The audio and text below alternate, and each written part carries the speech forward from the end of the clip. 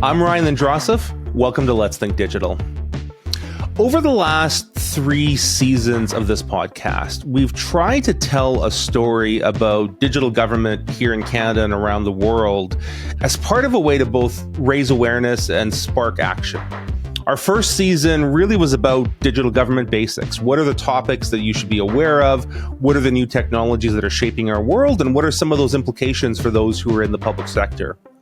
Our second season was really trying to unpack this challenge we have uniquely in Canada that we kind of feel like we're stuck in the mud, that progress hasn't been as fast or as extensive as we would have liked it to be. And this latest season of the podcast, we've been really trying to focus on the question of what do we do about it? How do we get unstuck? And what are the strategies and approaches that we can take to help boost and modernize government for this digital age that we're in? We've talked to people from around the world and looked at examples from across Canada. And today we're going to continue this series by hearing from an old friend of the podcast, Alistair Croll, who is the co-founder of the Forward 50 conference, which many of you will be familiar with. Alistair has a brand new book that he's released called Just Evil Enough, which is a guide for subversive marketing, but truly is a guide for how to launch sustainable change within organizations and systems that we all exist within. Alistair joined us on the podcast to talk a little bit about his book, what some of those themes might mean for those of you who are working in and with government.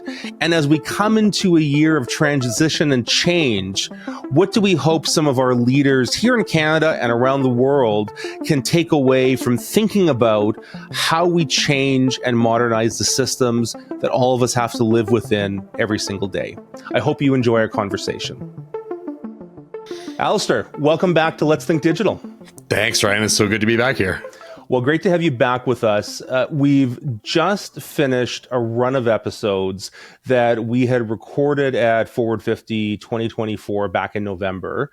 Always a great opportunity at the Forward 50 conference. We got people from all over the world. We had a chance to do a deep dive into a whole variety of topics, including Estonia and talking about data and looking at some projects in the government of Canada, et cetera. And it's always great to have Forward 50 as a partner with the podcast. To let us be able to reach a new kind of audience. I'm wondering, it's only February, but I know it's never too early to start thinking about next year's edition of Forward 50. And I don't want you to scoop yourself, but it occurs to me, we're in this year of transition, right? We have big changes coming in terms of government. Have you been giving any thought yet to what Forward 50 2025 is going to feel like or be potentially addressing? We have. So I think it's important to understand that we were sort of dared into making this crazy conference that has now grown into the world's biggest gathering of digital government folks. And that's fantastic. The first year we were like, where are we going to run this thing? Oh, we'll use the Aberdeen Pavilion. And we had to figure out how to make a cow palace, something that was workable. And it turned out to be great because it got people out of their comfort zones. A couple of years later, we wanted to do something called Circle Square, which is this giant rotating lazy Susan of conversation where different topics like healthcare and transportation would tackle different technologies like AI or analytics or cloud computing. We literally changed the whole stage. I'm sure you remember that. We had this giant in the round thing called Circle Square, but it also led to a really interesting experience for speakers. We had the slides above the speaker on all 4 sides. It felt really intimate, and we loved that format. And then, of course, the pandemic hit, and we had to reinvent that. And fortunately, because our team is relatively technical, and we have a background not just as event organizers, but technologists, we were able to move to an online platform in ways that most people hadn't figured out yet. In fact, I'm getting flashbacks now, but March 23rd, 2020, I broke my leg and I spent 3 months figuring out what conferences would look like. Did a big webinar on what we might do there, helped a bunch of organizations. And in the end, we had, 2 hosts and we had sort of live experience and we had multiple camera angles and all that. The 2021 one, when I co-hosted with Rebecca, really felt like a TV show. And that was great, but then people couldn't wait to get back to the real world. So then we had to figure out what that looked like with some amount of social distancing, more people online for a truly hybrid event. So we've gone through 4 or 5 iterations, and we kind of take that very seriously because we're calling on governments to transform themselves and to reinvent themselves and to find novel ways to train and learn and interact. we think we should do that too. And so I think we're going to see a change to the structure this year based on the feedback we've got. We are also very cognizant of the fact that we're in a period of not just rapid government transformation, but incredible austerity. Budgets have been slashed. And so if we were to continue running the same structure we have done in the past, which I think last year was like 7 or 8 days with executive cohorts and all these things we kept adding, we'd be like Wile E. Coyote running off a cliff, not realizing that there's no ground underneath. We're hopefully not that. And so we are trying to adjust how we structure the conference so that it's more stuff through the year rather than all in one week, which is easier to for people to digest, and also probably virtual and in person as separate components, because those are more cost effective, and therefore we can charge less to people for participating and actually have many more people at the physical conference in person. So topics wise, I can't really get into, but structurally, we love the fact that the hybrid technology allows us to bring in, we've had as many as 4,500 people online. That kind of global reach is, I think, really important to us. We definitely want to make sure that stuff is available. Yeah, so absolutely. Structural changes, topics, I mean, it depends a lot. We found the core inspiration for last year was Daniel Davies' book, The Unaccountability Machine. We kind of found that out like 2 or 3 months beforehand, but it kind of shaped the whole conference. So one of the challenges is predicting a year in advance what's going to be topical. So by doing stuff throughout the year instead, we think we can probably keep up to date with the faster pace of technology. Absolutely. And, and I think one of the great things about Forward 50 is that sense of community you get from the people who participate and who are interested in this. And so, I love that idea of being able to hopefully build that community throughout the year and be able to grow in time and have that kind of then capstone in person potentially in November or whatever the dates end up being. Yep, for sure. To bring folks together. So that's great news. So anyways, headline being Forward 50 will be back in 2025, but may look a little bit different. But the reason actually we have you on the podcast today was not just to talk about Forward 50, but you've got a new book that has come out. I do, and I get to hold it up, like do the product placement. It's called Just Evil Enough. That's amazing. And it is, I think, quite literally dropping on doorsteps as we speak. It has just gotten released in the last couple of weeks. And, I know you've been working on it for a while. It's coming out and, Just Evil Enough. I mean, notionally, it's a book about marketing, but I think when you kind of dive into it, it's really about kind of how you drive change in systems, right? Which you could argue marketing is kind of a force for. Absolutely, yeah. And I think for a lot of our listeners, I mean, they are working in positions where they are trying to drive change in their systems. I mean, that is a big theme that comes up at Forward 50 all the time. So I'm curious, what was your inspiration to write the book? It's a huge undertaking to write a book. I'm curious a little bit about the process and what was the spark to actually do this? Sure. So I wrote it with Emily Ross, my co-author. We have both got a background in marketing. I actually have a degree in strategic marketing and then a misspent youth in technology. The world is full of systems. Many of those systems we take for granted. There's the old David Foster Wallace commencement address where 2 fish are swimming along and a third fish says, "Hey boys, how's the water?" And the 2 fish goes, "Well, what's water?" Yep. We're part of systems all around us all the time, and we take them for granted. We don't notice them. I'll give you an example in a second. To make the world change, you have to notice the system you're part of, and then you have to find a novel way of getting it to behave in a manner it wasn't intended in order to produce some kind of change in the world. This is known as subverting a system, literally subvertus, different way, another path. But in many cases, the people who are being disrupted or changed don't like that. And so they will call you evil. And just subversive enough doesn't fit on a book cover as nicely. The underlying message here is that if you have a behavior you want to change, whether you are an underdog, a startup, a challenger brand, a candidate activist, you have to change behavior to accomplish what you set out to do. And very often, the virtuous assume that their causes speak for themselves, while the corrupt get to tell lies and embellish what they do and do all manner of shenanigans to try and further their evil deeds. There's a great line from the Krista Berg song, Spanish Train. At the end of the song, he says, "And far away in some recess, the Lord and the devil are now playing chess. The devil still cheats and wins more souls. And as for the Lord, well, he's just doing his best." And we don't think that people who have a virtuous cause should rest on their laurels and hope that people give them the benefit of the doubt. We think that it is up to you because nobody cares unless you make them. And if you don't know how to create attention and turn it into the outcome you want, you're going to lose. And so that was really why we wrote the book. And so, I mean, so obviously there's a little bit of an ethos here of you got to fight fire with fire, right? In terms of being able to disrupt some of those systems that are happening. But I'm wondering, I mean, I want to explore a couple of aspects of this, right? Because I think number one, there is this notion of how much change a system can absorb all at once, right? If you're talking about being in the startup scene or being with, in the private sector, probably more broadly, I think there's probably more tolerance out there. I mean, you can kind of think about having a smaller market segment, focus on a group that's kind of more attuned to that.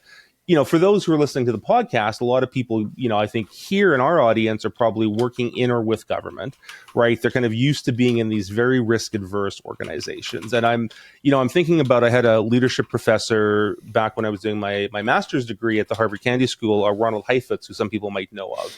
And, one of the things he always talked about that stuck with me was this notion of you have to give people change at a rate that they can absorb. And so I'm wondering how that kind of factors in terms of, how do you kind of know what the right calibration is of how subversive you can be before that actually starts becoming counterproductive? So I'm going to quote Lenin. There are decades where nothing happens. Subversive, right? So, yeah. There are decades where nothing happens. And then there are weeks where decades happen. Right. I think we're in the middle of weeks where decades happen. We're all still here. Society can absorb change. I think that in many cases, we use, that's too much change as an excuse not to change. Mm-hmm. Some of the geopolitical events in the last couple of weeks have made Canada change in ways that, apparently Trump can fix a Canadian constitutional crisis and everybody's a patriotic Canadian all of a sudden. That's weird, but it happened. I firmly believe that we could be an amazing species if we just got out of our own way. We are so busy talking past one another. I'll give you a classic example. This is one of my favorite examples, and I've used this a couple of times talking about the book. English is actually made up of two languages. And I don't mean English and French or English and Spanish. Mm-hmm. I mean the English language. The English were colonized by the Saxons in about 500 AD, and then they were conquered by the Normans and interacted with the French and spoke Latin after that. And so there's almost always two words for something in the English language. Shot is injection. To talk is to converse. There's a long, long list of this. You can just Google it online. In fact, some old legal language had both words, to cease and desist. So now if I say to you, lock her up, or if I say incarcerate that felon, they mean the same thing, but you know exactly which political party I'm talking about. Right. In fact, if you go and analyze words said on Fox News versus MSNBC in the States, you can absolutely see which language that person's speaking. We just all happen to be bilingual. And once I saw that, I was like, how did I not notice that I was living in a language that's made up of two different languages? And there's quite literally a reason why Latin is the language of the elite. If you go to school and you become a physician, or you learn about quid pro quo in your legal profession, mm-hmm. or you, look at biology, or you look at chemistry, or you look at all of these things have Latin in them because Latin was stored in books. In fact, the rich were allowed to eat red meat, which is why cow is not called beef, it's called bœuf. It's why pig is not called pig, it's called porc. But the poor could eat birds, which is why we have turkey and chicken and duck. That's ridiculous. We're literally living in a language that has class systems built into it. And until you notice this, you just don't notice it. And then you start thinking, stop the steal, build a wall, axe the tax. Oh, wow, I'm part of a system. And once you know that, it changes how you communicate. It changes what you perceive. That's a great example of system awareness. And the first step in changing any system is to become aware that you're a part of it. Right. And I think that's something that we need to spend much more time doing, because so often in the startup world, people spend tons of time building their product and not nearly enough time figuring out how to make people care. Yep. In the political world, we might think about in the public sector, we might think about service design and functionality and did we check all the boxes without making anybody care about it. So I think, and I was at Prodacity down in Nashville talking last week about this. I think we've moved away from a allegiance to the outcome and become loyal to the process instead. And there's a famous, about Goodhart's law? Oh, yeah, I do. Yes. So Goodhart's law says as soon as something becomes a target instead of a metric, it's useless, right? That's right. The famous example of this is the cobra population in colonial India, where the British wanted to reduce the cobras, so they paid a bounty for every cobra body. And of course, the local population decided it wanted to start breeding cobras for money, and there was a spike in cobra population. As soon as we start optimizing for the process that we're a part of, rather than the original goal, we calcify. We stop choosing novel. We stop recognizing I am in the business of, getting money into the hands of starving people. Yep. And we start looking at the process, and there's reasons why that process was created, but we've become paralyzed. So I know that was a bit of a side route, but your original question was, how is it that, we need to think more subversively when the system might only be able to take so much of a change? I think the system can take much more of a change than we try to give it, because we are so precious about the processes, not the outcome. Well, and I think you're right that when you're inside that system, it's tough to know what the boundaries are, right? We're conditioned to think you've got only a certain amount of, metaphysical space that you can push on. But as you say, it might be much bigger than we think. Well, what we're seeing in the States right now is they're turning all the servers off to see who screams. Like, this is an old practice in the IT world. If you don't know what the servers do, turn everything off. Yep. One by one. And when someone goes, hey, that you broke something, then that machine was useful. That's literally the process they're taking right now. I'm not saying it's a good process, but that's as far as you can push it. Exactly right. And listen, it's a good segue, because I did want to talk about this, because I think, it would be negligent for us not to talk about what's happening south of the border right now, because we're thinking about subverting systems. I mean, this right now is the case that everybody is focused on. And I think, for listeners who are listening to this podcast episode, I think most people will be familiar with the fact that, Elon Musk, as advisor to Trump, has been appointed into this position of the Department of Government Efficiency, or DOGE. And what they did, in a very practical sense, there was an executive order on, I think, the first day that Trump came into office, that essentially took the U.S. Digital Service, our kind of sister team to the Canadian Digital Service, and essentially handed it over to Musk to become kind of the infrastructure within the executive branch for DOGE. And as you said, D now just stands for Doge, right? Doge, yeah, exactly. Yeah. And we've had Doge on stage, apparently. Yeah. And, and they have been going into departments, and as you said, in some cases, quite kind of literally turning off the servers.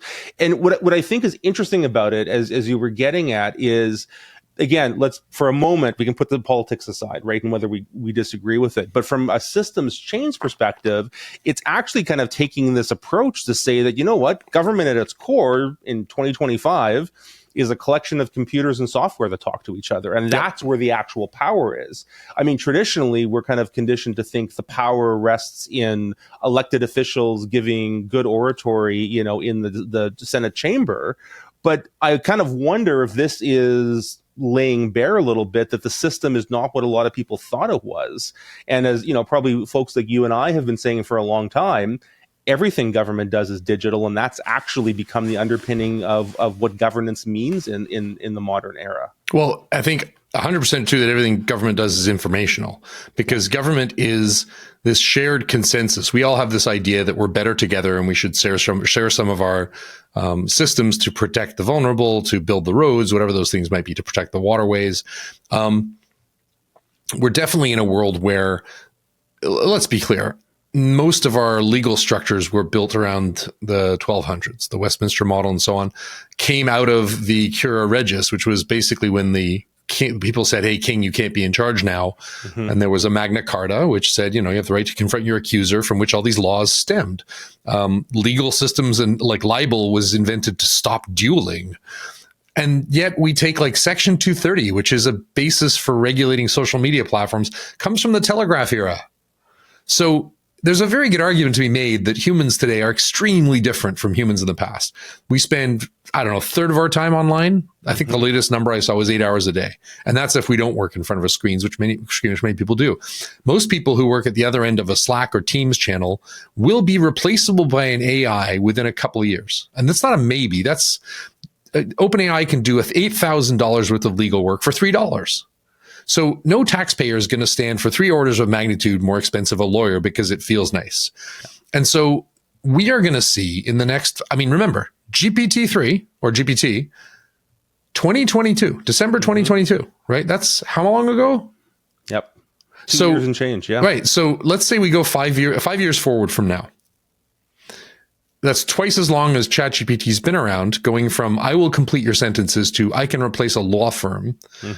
We give it another 5 years. What will government look like? I don't think we're thinking weird enough. I think that we have to get ready for system change that is going to happen at such a rapid pace that indigestion be damned. And I think this is what's happening now. Is it having a huge negative effect? Absolutely. And I want to hold this up. There's a chapter in the book called Don't Actually Be Evil. It is very easy to use change as an excuse for steamrolling consent, for exploiting the vulnerable. I'm not a fan of how that's being done, but I am also not a fan of the status quo and of assuming that the future will be like the past. I heard this great line. You'll love this, Ryan. Humans are bad at understanding things like exponential growth. And so Tim Urban had this great analogy. He said, imagine you're standing looking back at the exponential curve. You're standing on the curve and you look back and you see a gently rolling hill going off into the distance. And then you turn around and your nose is against the wall. Like that's what exponential growth is like, but we don't think that way. We're just not good at it. And we're at an exponential growth, like tipping point that's happening faster and will probably have more widespread implications than the steam engine or the motor. And this isn't fiction, but we need, as Canadians and as governments everywhere, we need to figure out how to change as quickly as possible while doing the least damage. Well, and and what you're making me think about is because listen, I will be the first to stand up in line behind you and say the status quo doesn't work, right? But we're not happy with the status quo. We got to move faster.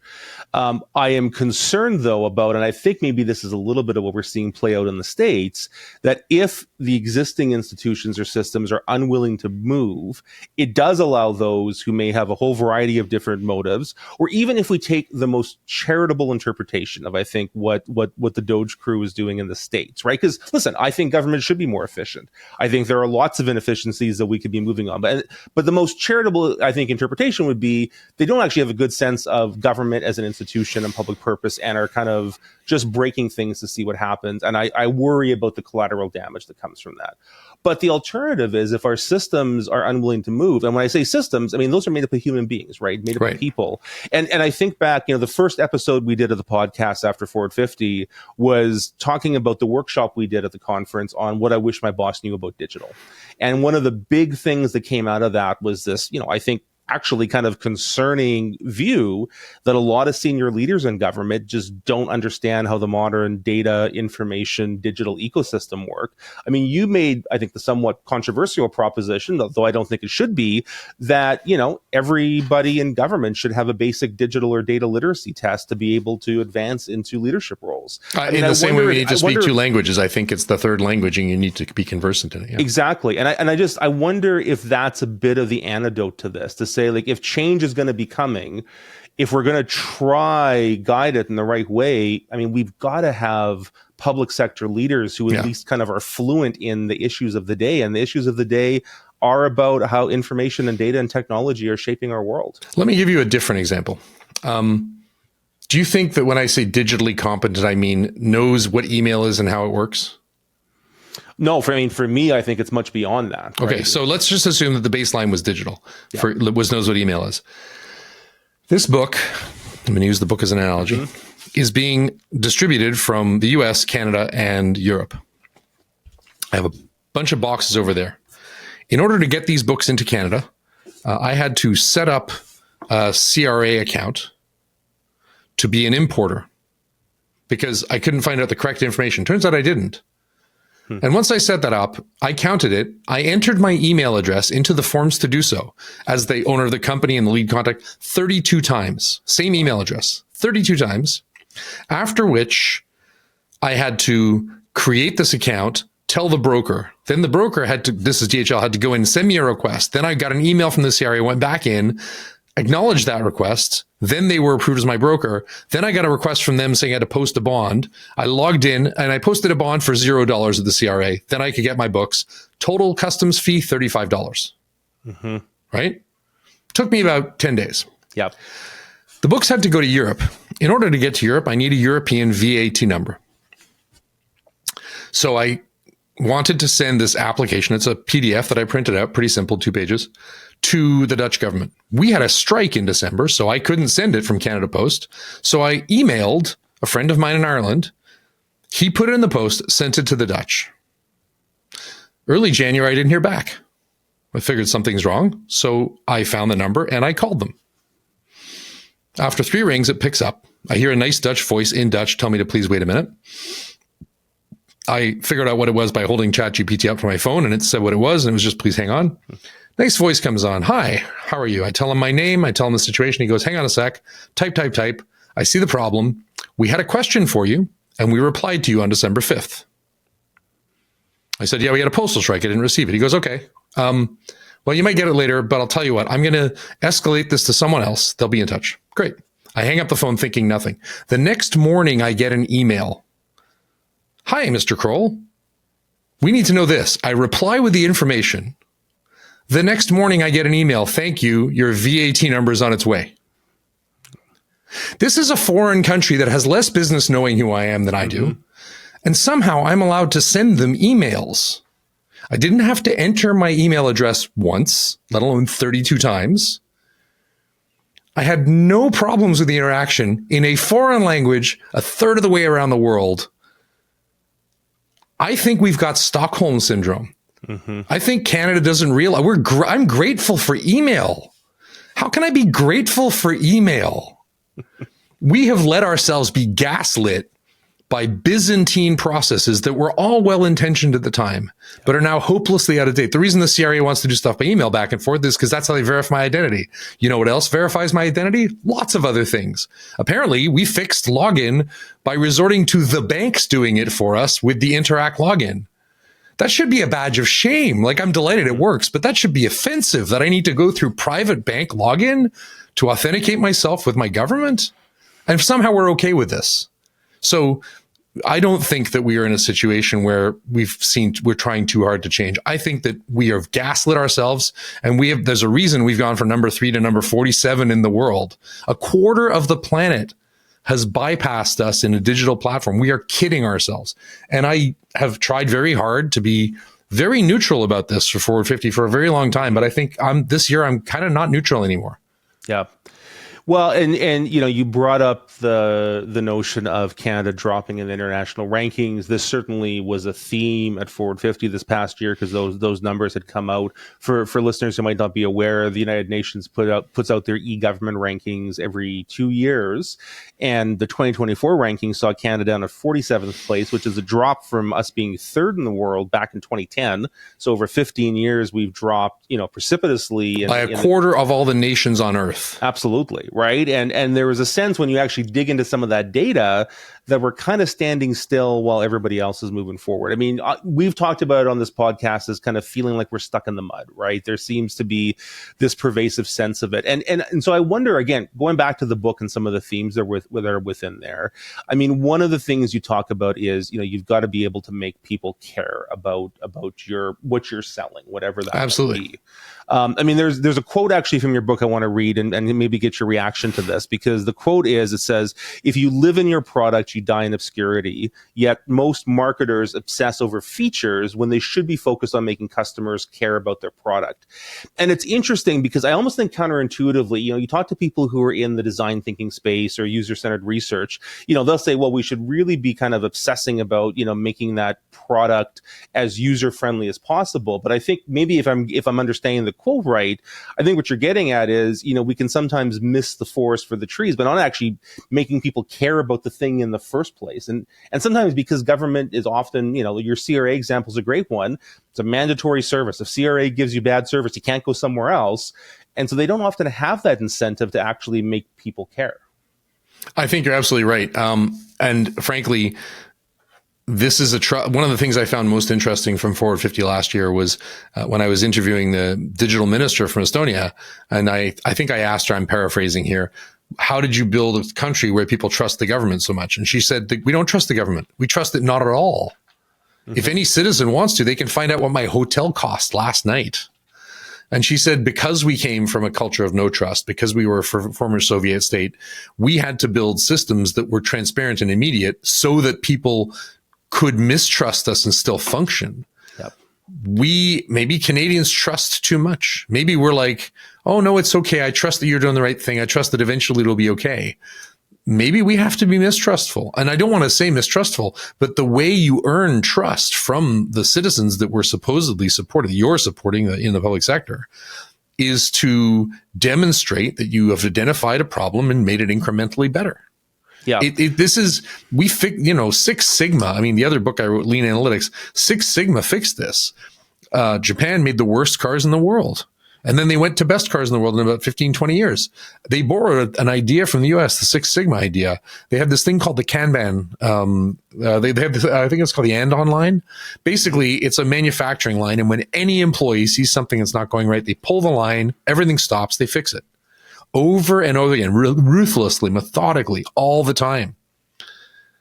Where's the Andon line for me as a user to go, hey, by the way, the other thing that happened when I went to the Dutch is there was one checkbox that said, if this is your company and you're the only person, check here, and then skip to section 12.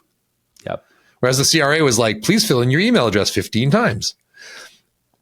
That's someone one person going, why am I putting my email address in 15 times when I'm that? And that's some significant percentage of the population. Okay, we fix that. And then you do the next thing and the next thing. This is what Japan did to go from worst car to best car. Mm-hmm. We need to have that approach where we are able to pull the ripcord, pull that Andon line, stop the manufacturing line, fix the assembly line, and go on. This is not magic. It's just really hard work. It is. Well, and that's, and I think maybe that's even part of the challenge, is, there is this temptation, I think, sometimes to have the big flashy innovation strategy or the big flashy, digital strategy or launch. And, again, you were mentioning the Estonians. I mean, we had a few Estonian officials on the podcast a few months ago as part of some of the interviews we did at Forward 50. And one of the things that really struck me was, them saying that, listen, people don't want government to be innovative. They want government to get shit done, right? And that notion of kind of small incremental improvement being the way to build that trust instead of having the big strategy that might not ever lead to anything.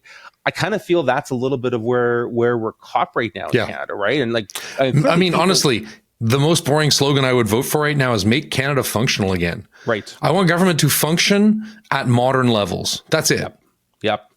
Well, and listen, you stole exactly what my next question was going to be, or I think bridge it in, which is, federally, we've got an election coming up, right? We know, listen, we're going to have a new prime minister next month, one way or the other, and then potentially have another new prime minister a few months after that.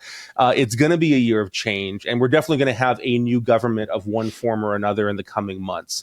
So, I'm wondering, let's imagine whoever the new prime minister is gets a copy of your book. It is a big book with lots of good advice in there. If they had 30 minutes to be able to read one or two chapters, what do you think are the most salient pieces of advice in there that you would want a new government to be thinking about as they think about how they actually, it's weird to kind of think about the government being a change agent, but they are part of a system too. Oh, for sure. And I think sometimes, I don't think it's weird at all. Top, I think they absolutely need to be able to think about how to break that system. So I think the first thing, there's a great example of regulatory progress.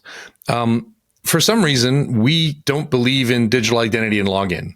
Without login, the internet's a brochure. We just need login. We just need, as a functioning society, one that's about to be colonized by apparently sentient fakery that is indistinguishable from humans. We need a way to authenticate that that's a human and we know who it is. We just got to get there. We're done. So at some point we go, this is a thing we have to have happen.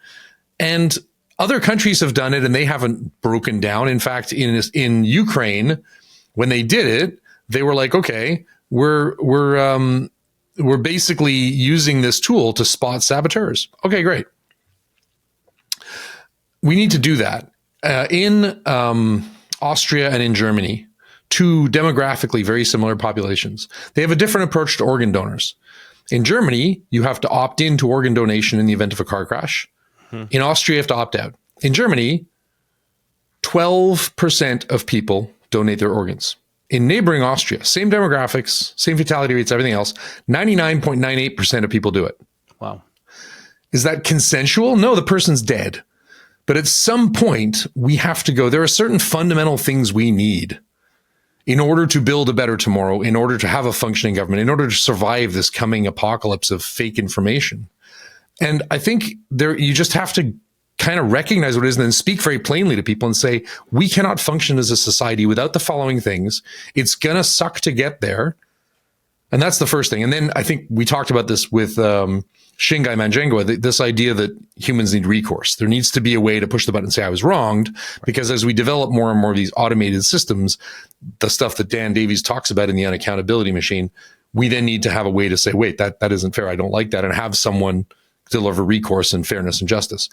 But we just have to say, look, there's fourth, and I wish people would focus on one or two things. This is another thing. When you're reframing a conversation, you pick a frame of reference, you pick a way of defining your position that is contrarian to the existing one, so it's noticeable, and then you align everything behind it. I would just love it if a party said, look, we're just going to fix digital identity. That's our thing. Everything else is going to be normal. We're going to fix digital identity. Every morning, I'm going to get up and spend 2 hours on digital identity until we have a working digital identity system nationwide.